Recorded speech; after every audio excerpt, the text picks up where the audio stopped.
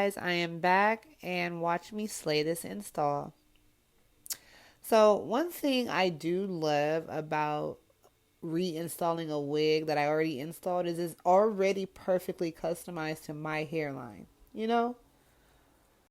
And that just makes the install much more easier. Now, you see that white cast? Can we get into this tinted dome foam, you guys? Shop it while supplies last because I am running low. But it's going to get rid of that white cast entirely. Yes, you see what I'm saying?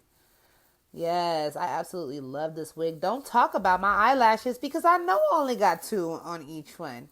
But you see how, boom, she came together. So I just went in with my Nairobi mousse, combing that through, and I'm going to use my diffuser to enhance that curl pattern, honey. Yes. Yes, the definition. It's about the definition.